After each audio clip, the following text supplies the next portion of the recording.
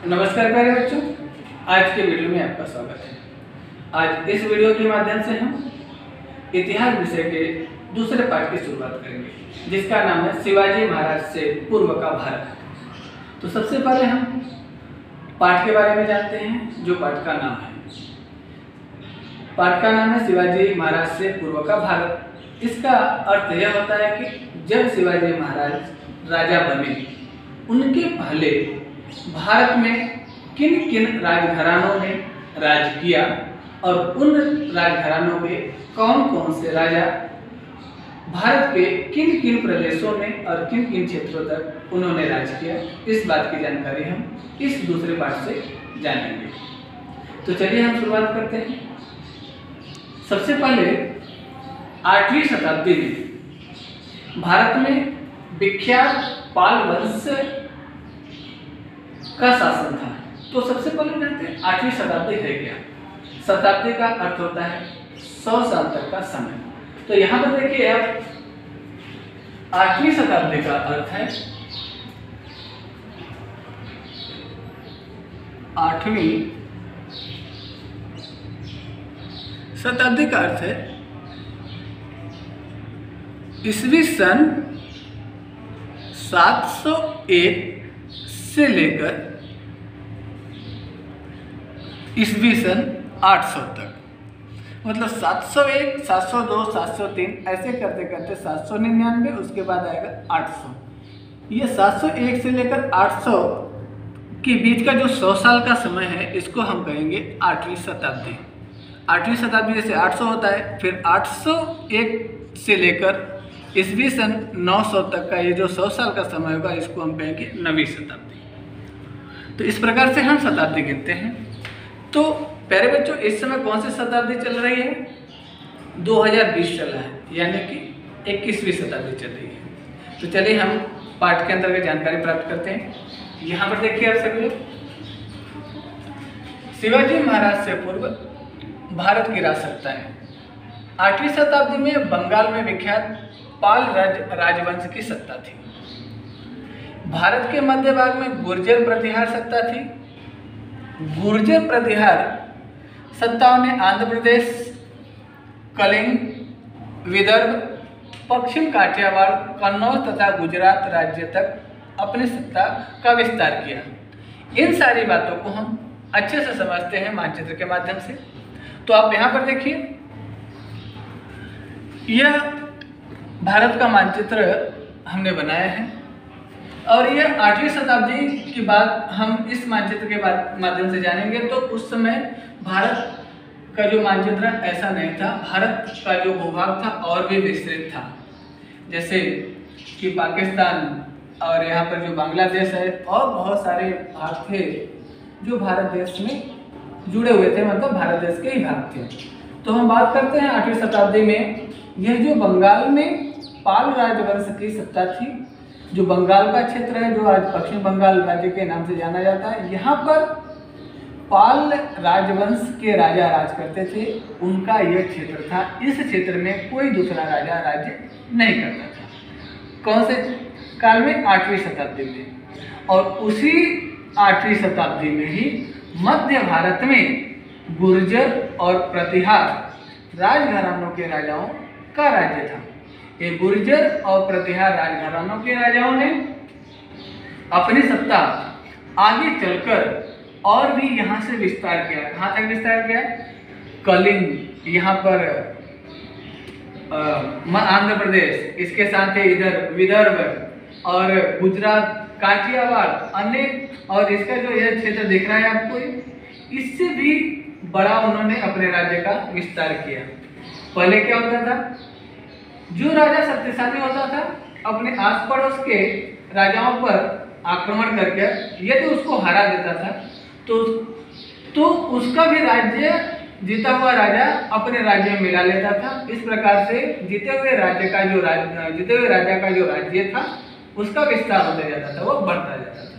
इसी प्रकार गुर्जर और प्रतिहार, ये जो राज्य सत्ताएं मध्य भारत में थी, भारत के मध्य भाग में थी, आगे चलकर इन्होंने कलिंग तक और आंध्र प्रदेश तक भी का भाग भी जीतकर अपने राज्य में मिला लिया था।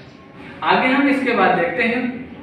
इसके बाद आगे चलकर जब इन गुर्जर और प्रतिहार राजाओं का थोड़ा शासन कम हुआ, यानी इनका दबाव कम हुआ, तो परमार राजवंश का उदय हुआ।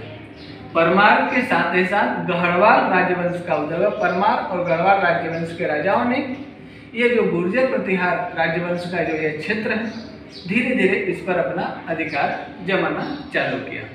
इन परमार और राजवंश के राजाओं में सबसे प्रतापी राजा राजपूत वंश के राजा हुए। आप लोगों ने नाम सुना होगा, राजपूत वंश के प्रतापी राजा पृथ्वीराज चौहान का नाम आप लोगों ने सुना होगा, जो कि यहाँ पर जो क्षेत्र है राजस्थान इस वर्तमान समय में, यहाँ पर उनका राज्य था। फिर पृथ्वीराज चौहान ने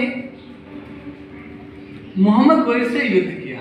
यहाँ कहें पृथ्वीराज चौहान पर मोहम्मद गोरी ने आक्रमण किया और पृथ्वीराज चौहान ने मोहम्मद गोरी को पहले युद्ध में हरा दिया। इसके बाद कुछ टाइम के बाद फिर से मोहम्मद गोरी ने अपनी सेना को, अपने बल को, अपनी ताकत को बढ़ाया, फिर से पृथ्वीराज चौहान पर आक्रमण किया और इस दूसरी बार पृथ्वीराज चौहान को मोहम्मद गोरी ने हरा दिया।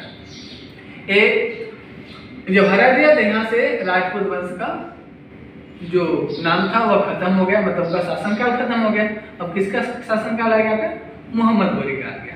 अब हम चलते हैं, आगे चलते हैं हम इस भारत के दक्षिणी भाग में देखते हैं कौन से राजवंश राज करते थे। भारत का जो दक्षिणी भाग है, इस भाग में चोल वंश का शासन था। यह जो चोल वंश है, आपको यहाँ पर चोल लिखा हुआ दिखा, इस भाग में चोल वंश का शासन था। चोल वंश के शासक बहुत ही प्रतापी थे। चोल वंश के शासक राजराज प्रथम और राजेंद्र प्रथम उस समय में दक्षिण भारत में उनका शासन चलता था। ये बहुत ही शक्तिशाली राजा माने जाते थे। इन्होंने, चोल वंश के राजाओं ने नौसेना के बल पर, नौसेना मतलब समुद्री सेना के बल पर मालदीव और भारत के दक्षिण में जो श्रीलंका देश है इस वर्तमान समय में, मालदीव और श्रीलंका देश को भी जीतकर अपने राज्य में मिला लिया। इसके साथ ही साथ कर्नाटक जो राज्य है, कर्नाटक राज्य के जो उस समय के राजा हुआ करते थे विष्णुवर्धन, तो चोल वंश के राजाओं ने श्रीलंका, मालदीव पर आक्रमण करके उनको जीता और साथ ही साथ कर्नाटक के विष्णुवर्धन पर आक्रमण करके उनके राज्यपाट को भी जीतकर अपने राज्य में मिला लिया। कौन? चोल वंश के राजा। चोल वंश उस समय शिवाजी महाराज के पूर्व कहाँ पर राज्य करते थे? दक्षिण भारत में राज्य करते थे। अब हम आगे चलते हैं। यह जो क्षेत्र दिख रहा है आपको, इसके बारे में जानते हैं। यह जो महाराष्ट्र का लगभग अधिक से अधिक भाग है, इन क्षेत्रों में हम कह सकते हैं महाराष्ट्र में राष्ट्रकूट वंश के राजा राज्य करते थे। राष्ट्रकूट वंश के राजा में गोविंद तृतीय बहुत ही प्रतापी राजा थे। गोविंद तृतीय बहुत ही प्रतापी राजा थे और इन्होंने अपने राज्य का विस्तार किया। अपने राज्य का विस्तार कैसे किया? आज अगल बगल के जो प्रदेश थे उन प्रदेशों के राजाओं पर हमला करके, आक्रमण करके उनको जीतकर अपने राज्य में मिला लेते थे। इस प्रकार राष्ट्रकूट के जो राजा थे गोविंद तृतीय, इन्होंने अपने राज्य का विस्तार कन्नौज तक बढ़ा लिया। धीरे धीरे इन्होंने आक्रमण करके आस पड़ोस के राज्यों को जीतते जीतते इन्होंने कन्नौज राज्य तक अपने राज्य को बढ़ाया और दक्षिण में यहाँ पर रामेश्वर नामक जगह है केरल में, और यहाँ तक भी, यहाँ से यहाँ तक कहने का तात्पर्य कन्नौज से लेकर रामेश्वर तक ये राष्ट्रकूट वंश के राजा जो गोविंद तृतीय थे, इन्होंने अपने राज्य का विस्तार किया। और गोविंद तृतीय के बाद कृष्ण तृतीय राष्ट्रकूट के राजा हुए और कृष्ण तृतीय ने राष्ट्रकूट के राजा होने के बाद इन्होंने इस कन्नौज क्षेत्र के बगल में जो इलाहाबाद और प्रयाग का क्षेत्र है, यहाँ पर कुछ दूसरी राजसत्ताएं राज करती थी, तो कृष्ण तृतीय ने इन इलाहाबाद को भी जीतकर अपने राज्य में मिला लिया। अब हम आगे चलते हैं। यहाँ पर कुछ टाइम ऐसे बीतता गया, उसके बाद धीरे धीरे इनका प्रभाव, राष्ट्रकूट राजाओं का प्रभाव कम होते गया। इस क्षेत्र में कोंकण क्षेत्र है, महाराष्ट्र के पश्चिमी भाग में समुद्र सतह का कोंकण क्षेत्र लगा था। इन क्षेत्रों में आगे चलकर इन राष्ट्रकूट राजाओं के बाद, या हम कह सकते हैं कृष्ण तृतीय के बाद, शिलाहार वंश का उदय हुआ। शिलाहार वंश के तीन वंश ने राज किया। तो पहला वंश कोंकण का क्षेत्र, यहाँ पर जो थाने हैं और यहाँ पर जो रायगढ़ है, इस भाग में कोंकण क्षेत्र का जो थाना और रायगढ़ जो जिला है, इस पर अपना राज्य किया। कौन से वंश ने? प्रतिहार वंश के प्रथम वंश ने। और उसके बाद जब दूसरा वंश आया तो दूसरे वंश ने कोंकण के दक्षिणी भाग पर, दूसरा प्रतिहार वंश का जो दूसरा वंश हुआ, उसमें कोंकण वंश के दक्षिणी भाग पर अपना अधिकार जमाया। उसके बाद जब प्रतिहार वंश का जब तीसरा वंश आया तो वह कोल्हापुर, सतारा, सांगली और बेलगांव राज्य तक अपना राज्य किया। कहने का तात्पर्य है, जो प्रतिहार वंश के तीन वंश अस्तित्व में आए, उन्होंने बस कोंकण के आसपास के क्षेत्रों में ही अपना राज्य चलाया, मतलब उनका शासन काल रहा। इसके बाद हम चलते हैं और आगे, जैसे जैसे समय बीतता गया, समय बीतने के बाद शिवाजी महाराज के पूर्व थोड़ा महाराष्ट्र की बात करते हैं। महाराष्ट्र में यादवों की सत्ता अस्तित्व में आई। ये उस समय, ये राष्ट्रकूट सत्ता के बाद, बहुत सालों के बाद महाराष्ट्र में फिर से दूसरा वंश, यहाँ पर आप लोगों ने अभी पढ़ा शिलाहार वंश। उसके बाद यहाँ पर फिर से यादव वंश का उदय हुआ और यादव वंश का शक्तिशाली राजा विल्लम प्रथम यहाँ का शासक बना महाराष्ट्र का, और उन्होंने अपनी राजधानी देवगिरी बनाई। विल्लम प्रथम ने अपनी राजधानी देवगिरी बनाई और विल्लम प्रथम बहुत ही प्रतापी राजा हुए और आगे चलकर इन्होंने यहाँ के कृष्णा नदी तक के क्षेत्र को भी अपने राज्य के, कृष्णा नदी के दक्षिण का क्षेत्र भी अपने राज्य में मिलाया, मतलब उनको जीता। और इसके साथ ही साथ ये जो महाराष्ट्र में यादव वंश की सत्ता जब राज करती थी, तो उसी दौरान महाराष्ट्र में मराठी भाषा को अधिक बल मिला। कहने का तात्पर्य, मराठी भाषा का विकास हुआ, इसके साथ ही मराठी साहित्य का भी विकास हुआ। इस प्रकार यादव वंश के समय में महाराष्ट्र में मराठी भाषा और साहित्य का अधिक विस्तार हुआ, लोगों ने अधिक उसको जाना और महाराष्ट्र में यादव वंश को ही साहित्य का स्वर्ण युग कहा जाता है। इसी काल में महाराष्ट्र में महानुभाव और वारकरी संप्रदायों का उदय हुआ। अब हम आगे चलते हैं। इसके बाद आगे यहाँ पर देखिए आप, पश्चिमोत्तर दिशा में आक्रमण। कुछ महत्वपूर्ण बातें मैंने यहाँ पर लिखा हुआ, पहले आप इसको देख लीजिए, सुन लीजिए। महाराष्ट्र में राष्ट्रकूट और यादवों जैसे स्थानीय घरानों की सत्ता थी, फिर भी पश्चिमोत्तर दिशा से आए आक्रमणकारियों ने इसका लाभ उठाया, वहां की स्थानीय सत्ताओं को जीत कर उन पर अपना अधिकार जमा लिया।